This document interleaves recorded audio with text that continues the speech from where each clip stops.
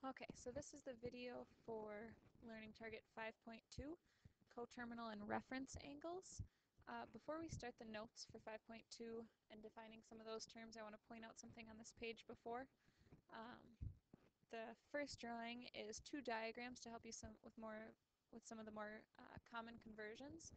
I would do your best to memorize these. Okay, you don't have to memorize the entire unit circle, but the multiples of 45 degrees are going to be important and they're going to be commonly used. So remembering that pi over 4 is the same thing as 45 degrees. Pi over 2 is 90. 3 pi over 4, 3/4 of pi is 135 degrees. So that 1 full pi is 180 degrees. Okay, same thing the rest of the way around the circle. Maybe make some flashcards for these. Another thing is the multiples of 30 degrees. So 30, 60, 90, 120, 150, and 180, and then continuing all the way around the rest of the circle.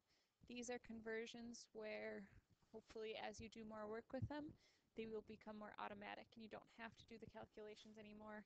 You will just know that pi over 3 is 60 degrees. So do your best to memorize these. It won't come right away, but do a little bit of work at it. The other thing that's important to note is the way in which the book will write degrees. And so each degree is comprised of 60 minutes, and each minute is comprised of 60 seconds. So just like an hour has 60 minutes, and within each minute there's 60 seconds. That is why there's 3,600 seconds in every degree, just like there's 3,600 seconds in every hour. For example, the latitude of Houston is 29 degrees, 45 minutes, and 26 seconds.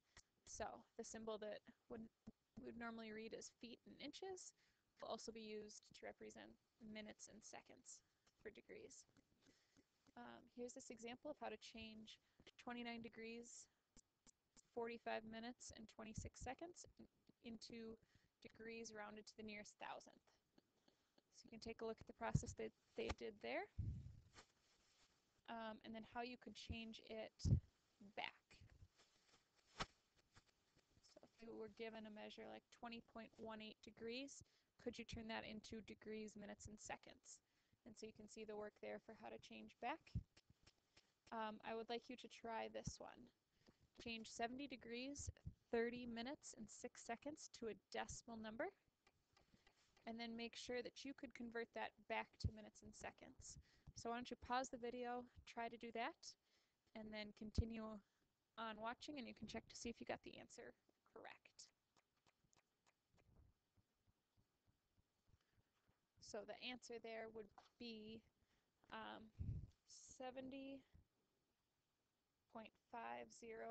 degrees if you were to convert that into a decimal, and then just make sure that you're comfortable moving it back to minutes and seconds. If you are confused about this at all, make sure you ask tomorrow in class. Okay, so getting into 5.2, coterminal and reference angles for a given angle. We'll start out with the definition for a coterminal angle. And that is when two angles in standard position are coterminal if they have the same terminal side. Okay, so how can two different angles in standard position have the same terminal side? Well, if you add a multiple of 2 pi, or if you add a multiple of 360 degrees, they're going to be equivalent. So, for example, 120 degrees. If we want to find angles that are coterminal, let's first take a look at what does a 120 degree angle look like. So 120 degrees, we want to start out in standard position. So there's going to be our initial side going along the positive x-axis, and it's going to go more than 90. It's got to go 30 more degrees, so it would be about like that. So that would be 120 degrees. Now, how else can we make an angle with 120 degrees? Well, you could go around 360 plus another 120. So if we do 360 degrees plus 120 degrees, we'd get 480 degrees. So that green angle would symbolize a 480-degree angle that would be coterminal with 120. Okay, you can also have negative angles. We talked a little bit about this yesterday. So again, if we have that 120-degree angle, about right there, we could have a coterminal angle with a negative measure going clockwise, and that would be 120. Instead of adding 360, we can subtract 360, and so that would be negative 240 degrees. So there's an example of a positive angle and a negative angle that are both coterminal with a 120-degree angle. We can do the same thing with angles that are measured in radians. However, instead of adding 360 or subtracting 360, we can add 2 pi or subtract 2 pi. So, for example, let's take a look at 7 pi over 4. Since we're looking at pi over 4, this is one that I said would be good to have memorized eventually. So 7 pi over 4, that is going to be that angle right there. It's almost 8 pi over 4, it's almost 2 pi, but this would be 7 pi over 4. So again, what are some other angles that would have the same spot, that would end up with the same terminal side? We could go 7 pi over 4, and then if we go another full revolution, we'll end up at the same spot. So 7 pi over 4, we want to add 2 pi, but I can't add those as is because we do not have a common denominator. So I need a common denominator of 4, which means I have to multiply by 4 over 4. So we have 7 pi over 4 plus 8 pi over 4, right? That could be simplified to 2 pi.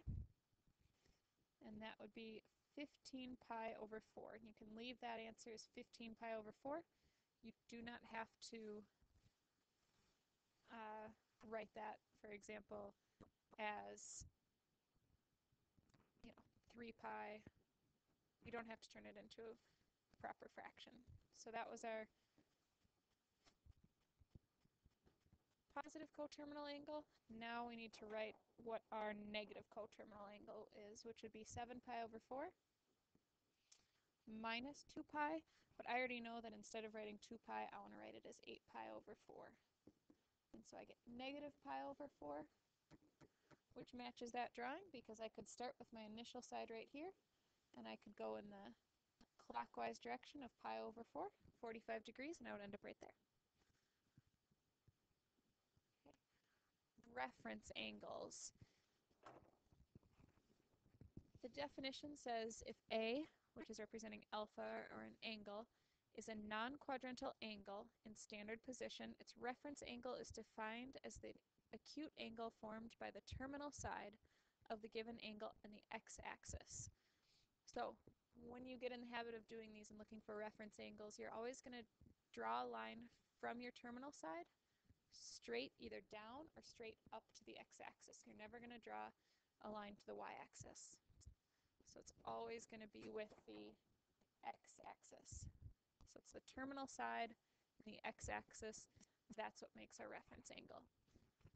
The reason why we're going to want to find reference angles is because if you remember that page towards the beginning of the packet where there was the unit circle and there was all those numbers that you're going to have to eventually use, there's a lot of repetition.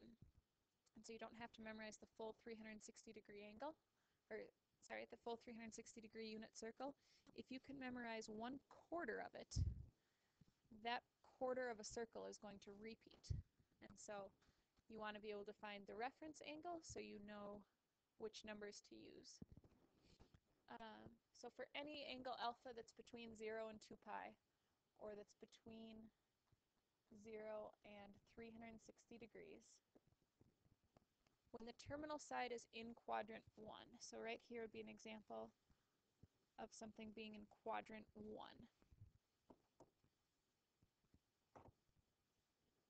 So there's our terminal side. Our reference angle is going to be formed by the terminal side and the x-axis. So this angle alpha is its own reference angle. So when the terminal side is in quadrant 1, no matter where it is in quadrant 1, alpha is its own reference angle. So anywhere between 0 and 90 degrees, the reference angle is going to be itself. Okay. If it's in quadrant 2, for example, like this one. This is in quadrant 2, and here is alpha. The reference angle is going to be formed by that terminal side and the x-axis. So this angle right here is going to be the reference angle. Okay, so how would we figure out what the reference angle is if that angle was going to be, for example, maybe that's 100 degrees, or maybe that's 120 or 150. As long as it's between 90 and 180, how do we find this reference angle? Well, you can use the rule of taking 180 and subtracting alpha, and that will be the reference angle. So if you were to take the full 180 degrees, subtract alpha, it'll give you the reference angle. Okay. We can continue that with something in quadrant 3. So if it's in quadrant 3, the reference angle is going to be formed by that terminal side and this x-axis. So there's our reference angle. But because our angle alpha is greater than 180, we are going to want to do alpha and subtract 180 degrees, and that will give us our reference angle. And then last, if we have a terminal side that ends in quadrant 4, our reference angle is going to be formed by that terminal side and the x-axis. So this angle right here, that is our reference angle. And how you can find that reference angle is by taking 360 degrees and subtracting alpha, and that'll tell you what is left over for that angle in there.